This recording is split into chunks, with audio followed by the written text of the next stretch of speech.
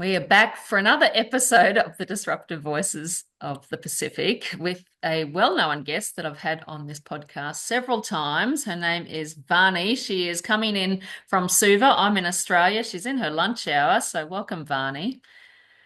Thank you. So good to have you once again. And as we probably heard in the past, if you've listened to Vani's story, she was on probably several years ago now when you shared about becoming pregnant at the age of 15, married to an abuser, and then just having to escape the domestic violence and powerful story. And then you've come on several other times to talk about different topics, such as what it took to leave your abuser. But today we want to kind of unpack why you became pregnant at the age of 15. Um, we're aware that Fiji has a very high teen pregnancy rate. In fact, it's 5 times higher than Australia's. And it's easy to judge and look at these young girls and the boys who make them pregnant and think that they're naughty, they're foolish, they're rebellious. But as I have been speaking all over Fiji, talking to thousands of teenagers, I just want to relay a few stories that I heard last year. And it was on a particular day when we were down at the bus stand in Suva handing out this book, and a young 15-year-old girl, Vani, your age, looked at me and looked at the title of the book, Sex, Dating and Relationships, and she said, "So are you telling us we can or we can't have sex?" So straight away I knew that she was having sex. So I just said to her, "Well, do you want him to be the father of your baby?" And she was looked horrified. "No way." And I said, "Well, then you probably don't want to have sex with him." And then as we began to unpack, she started sharing that things at home weren't going well. There were issues with her father, and she just wanted to be loved. And this guy was making her feel loved, which is quite often at the heart of what these young people are looking for. I remember speaking at another youth camp where I spoke on the purpose of sex and how God has intended sex for marriage. And again, a young girl, 17, her mother had died. She said her father was not paying any attention at home to her. She had fallen in the arms of a good-looking young guy who said that if you love me, we'll have sex. And she wanted to be loved, so that's why she was having sex with him. So I think we've got to understand the why and actually help and equip these young people to, yeah, know why they are in the predicament. So, Vani, your story as well. We're going to go right back to when you were in the womb because that's where it can quite often start.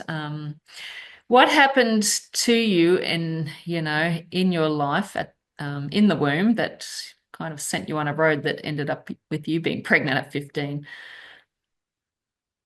Well, thank you so much, Letitia, for having me once again. Sometimes I feel like my life is like a movie. I look back in the last 10 or 20 years and I can't believe that I've lived through all these different things. But thus, I am here and I'm able to share this story to help other young women, young boys, young girls who can make better choices than I did at that age. So, taking it all the way back to 1994. So Oh, I'm thirty now. I'm gonna turn 31 this year. But back in 1994, my mother had a decision to make. And she had a decision either to abort a child or to keep it. And that child was myself. And in that moment, she decided to keep me. But let's take it way back, about 7 years before 1994. You can do the maths. My mother had 4 pregnancies before she had myself, and she had 4 abortions before I was conceived. So, being the fifth pregnancy, she had been going to the same doctor and having these abortions. And then in 1994, when she was pregnant with me, the same doctor made a comment which changed the trajectory of my life. And he said to her, if you are with a man that doesn't love you and doesn't want to have children with you, you don't have to abort your child. You can just keep the child and I will step in and help you with whatever you need for the baby. Now, let's give some context to this story. My parents weren't married. My mother was in a season of her life where she was a backslidden Christian and had walked away from God. My father was a Hindu and he had recently been divorced from his first wife. So they were in what seemed to be a very toxic friends with benefits type relationship. And he had made it clear to her that he did not want to have children with her. And at that time, understanding her upbringing, and she was a young woman herself, she stayed in that toxic environment. Every time she would get pregnant, he would tell her to get an abortion, and she would listen and she would do it. But what that doctor said that day was the difference between the life I live now or me not being here today and me not being able to tell you this story. So I also want the listeners to understand I don't hold anything against my mother. I can understand from her perspective. I may not agree with how she decided to do things, but that doesn't change that I love her and I'm really thankful that she kept me. So that was the context of how I came into this world. Yeah. Now, my father didn't want to have anything to do with me. And that's when my mother had chosen to adopt me out to another family member. Long story short, she decided to keep me, and I stayed with my birth parents. Yeah. Yeah. Wow. Um, and as you said, we're not here to tell your mother's story, and I'm sure that there's so much that was going on in her life at the time. But thank goodness that she listened to the doctor, which is bizarre that the abortion doctor who had killed four is now wanting to keep you alive because I know they get money for these things. So, what a miracle. God was certainly at work that day. That's why I keep telling Vani, your life, you're here to do damage to the devil because God has a purpose. Um, but as we know, and of my latest book, which will be coming out very shortly, it's called The Silent Cry. It's stories of abortions in Fiji. We know that abortions are alive and well, that they're happening. But something happens in the womb during that time. And I've heard many early childhood people speak and doctors talk about how the fetus, the child inside the womb, is aware of what's going on. So, and quite often that causes roots of rejection in your life. Did you feel like you came out feeling rejected? So the earliest memories I have, I was about 3 or 4. And even from that age, I remember feeling unwanted and unloved, like I did not belong anywhere. And my parents at the time weren't particularly wicked or abusive or evil, but I just couldn't shake off this feeling as a child and then as an adolescent that I was not wanted and not loved. No matter what I did, even when I tried to ignore it or run away from it, even as a teen, I couldn't shake off this feeling of rejection. And now looking back, I know a lot of the decisions I made as a young woman were because I was running from that feeling and not knowing that I was actually loved and valued by God. Yeah. And we say there's life and death in the tongue, isn't that? And that's, applicable when we're outside the womb, but it's so applicable inside the womb. And my friends who have become pregnant, my Christian friends, have been very intentional to speak life over the baby and pray. And the fact that your father didn't even want children, I'm sure there were conversations that were happening. Yeah, there. So as just a child inside the womb, you picked up something that then impacted you as a young girl. Growing up, then, yeah, I guess that led you on a search for love and meaning somewhere, did it? It really did because I grew up Hindu. I didn't know anything about Jesus, and Christianity was not allowed in our household. We were to that extreme. And I felt around 12 or 13, I felt like my life really had no meaning. There was no joy in anything. And I struggled so much with my self image, with my self worth. I struggled in seeing myself as good as the other children in my class. And that actually drove me to excel in studies and excel in my hobbies and everything. But now that I look at it, it was because I was trying to prove to everyone that I was valuable and I was good enough. Mm. Yeah. And did it work? It drove me to the point of exhaustion, and I excelled. I topped every exam. I had all the accolades, but I still went home and hated myself and couldn't understand why I couldn't just be okay with me. And it's in those teenage forming years where you are coming to some sense of identity. And I didn't have anything other than what I had known and what I felt. So it was a very volatile experience emotionally as a young person. Mm. And you weren't living with your father? So my father traveled a lot for work, Okay. Yeah. and my parents separated when I was 13. So it Okay. was right on that line where a young woman is really coming into her sense of identity. Absolutely. And fathers play such a vital role. It's a father who gives a girl her sense of self-worth, and that she is loved and secure in who she is, and that she doesn't need Johnny or Peter to show her love. So, at what age did you start going on that search for love from men, equaling sex? I think it was from the age of 13 when my parents separated because the stability, quote unquote stability I had known was gone. And my mother was in a place where she struggled herself mentally, emotionally with the separation. And I was the eldest of four girls. So I felt a lot of pressure to make everything seem like it was okay. And that was when my search started, and I started in hanging around with the bad crowd at school, with smoking, with drinking.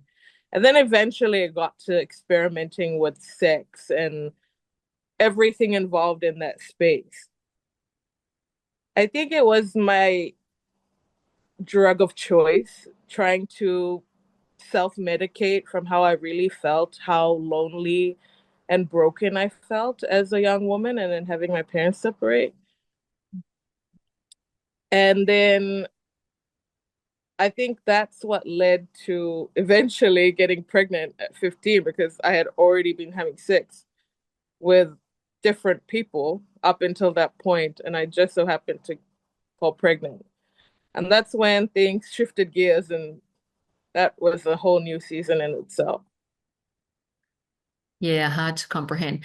Did the adults in your life see the change? Were they concerned about what you were doing, or did they try and help? So we had a very interesting family dynamic. My family lived most of my adolescent childhood years in the Middle East. So it was just our nuclear family. We had no connection to any grandparents, any uncles, aunties. I had no relationship with them because we had been overseas most of my life. When I finally came back to Samoa and all of this was happening, I had no relatives there. Everybody had moved away. So the only adult in my life at the time was my mother.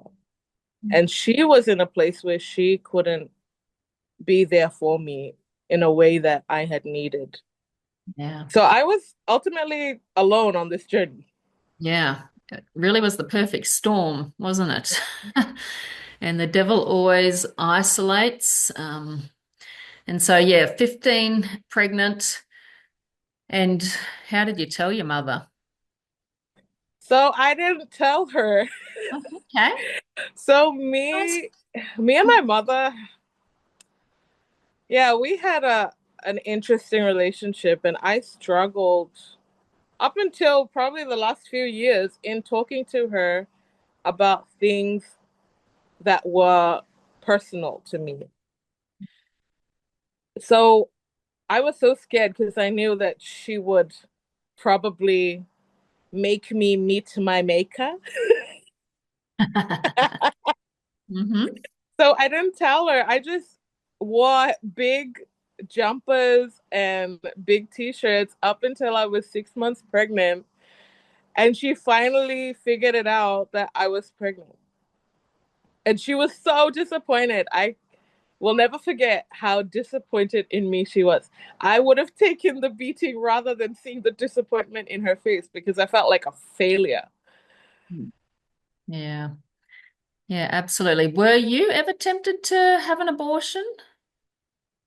Actually, I wasn't.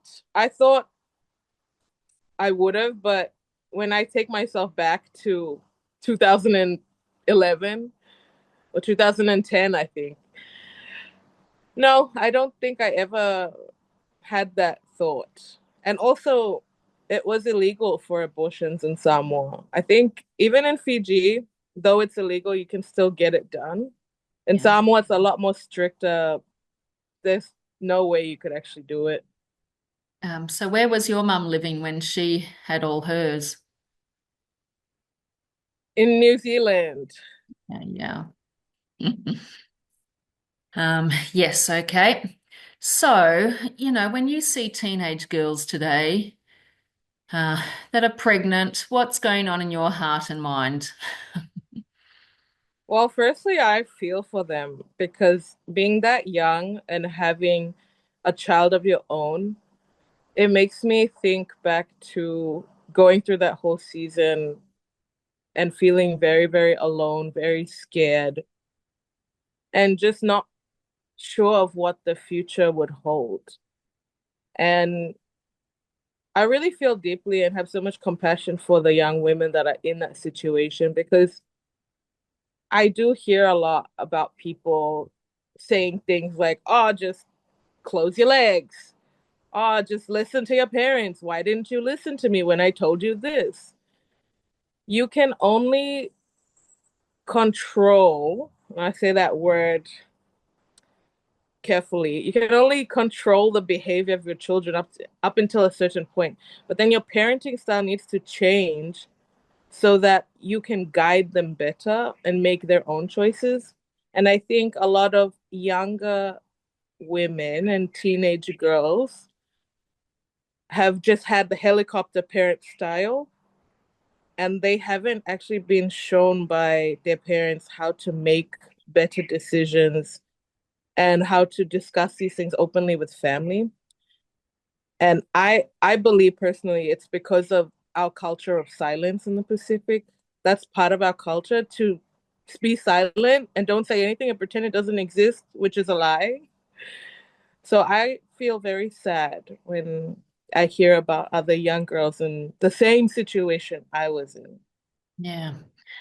Yeah. I mean, you were on a search for love, as we all are. And there's one question that girls are asking in life: Am I loved? Boys are always asking, Am I enough? They're trying to prove themselves. Girls want to know, Am I loved? And right from the womb, the answer was no for you. And then just every other a major thing in your life indicated that you were not loved. What would have helped you know that you were loved that might not have sent you into the bed of men? Well, I'll talk about it from a parenting perspective because now I'm a parent. I have teenage daughters, I have a adolescent son. I think what would have made the difference was having known from home that I was loved and valued despite my exam results, despite, you know, what I did in life, that I was unconditionally loved. If I knew that and I experienced it on a personal level, I believe I would have made different choices and my search would have not gone to the extent that it did. Yeah. Yeah. Now, yeah, love makes a big difference. However, I'm aware too of young women who have grown up in the most loving homes and have still found themselves pregnant. So nothing is the golden, ticket. But we do what we can, the best we can. And sometimes our parents, just aren't even capable of loving us because you can't give what you've never received as well.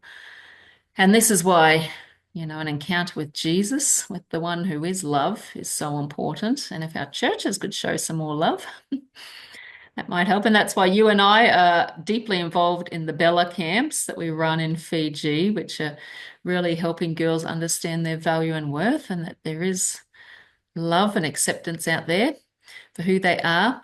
So we're not going to, I mean, you had to end up marrying this man. Was that your mother's desire? So she was 100% against it, Oh. but it was something that the man's family had pushed. And I think I was convinced that this was my only option in life because the family and him had told me, well, you don't have to marry, but who else is going to want you because you damaged goods now? Mm. Yeah, okay. So, and you believe the lie. I believe Um, the lie. and we're not going to continue with your story there because it's all on another podcast episode back in the day, which people can find if they go back, which is really powerful and worth listening to. But how have you healed from this rejection? Because, now you're a mother of four, you're clothed, you've brushed your hair, you've got a job, you just got your license. Yes. So you've obviously been able to get life going, and you're not in and out of, even though you're only 30, you're not in and out of all these relationships. So obviously, God's done something in your life. It really has. I know that for me, finding Jesus and encountering him in a personal way has changed my life. And I can never go back to the broken woman, the broken girl I once was. I remember her and I love her, but I'm not her anymore. And God has given me the stability that I've always needed as a young woman. I feel at moments it's almost like I'm reparenting myself with God. God showing me what it's like to be a daughter, what it's like to be covered, provided, what it's like to have stability. And I'm learning to know God as a father in a way that I didn't have with my natural father. So a lot of young people are told to just go to church, it's going to be okay if you just go to church.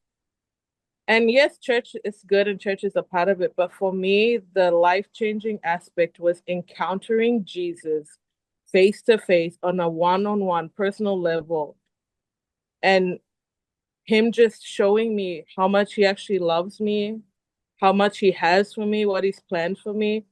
And because that's now my bar, I've been single for 10 years. I haven't entertained any type of, how do you say? I haven't been sleeping around or anything like that. Not that I take pride in it, but I don't need that to feel loved. I'm 100% secure right now. And should God bring somebody into my life, I would happily take that up. But should he not, I am 100% happy and secure and enjoying my life now. I think it's easy as parents, as school teachers, as church leaders to look at our young people and just look at their behavior and address their behavior without getting to the root of the suffering. And in fact, just to preach about sin without healing the suffering is sometimes does more damage. And we have a generation of young people that are fatherless, that have experienced abuse, that are experienced sex and homelessness and drugs. And the challenge is, how can we actually spend time, listen to their story, and help bring healing, love, and acceptance, which is what Jesus does. He says, you belong before you behave. So, Vani, as you leave and go back and eat your lunch and back to work, what would you say to the 15-year-old girl who may be listening to this, who's feeling very rejected, that no one loves her, that is desperately looking for all the boys to show her attention? What would you like to say to her? Well, I want her to know that even though it seems like this is the end and that this is a disaster and you're never going to get out of this, you will make it out of this. This is an opportunity for you to meet God in your brokenness and in what seems like the end. And let me be an encouragement to you to show you the evidence of what God can do in anyone's life, and that there is so much hope, even in what seems like a very painful and lonely situation. Yeah, beautiful. Well, thank you again for sharing another side of your story. Every time I meet with Vani, something new pops up. I'm like, good grief, lady. Um, and your life is a miracle. And I know it hasn't been easy. A single mother with four children, you've had to make huge sacrifices. It's not easy, but thank you for just continuing to walk with Jesus and allow him to be more than enough for you. So I'll let you get back to work. And thank you for your time. Thank you so much.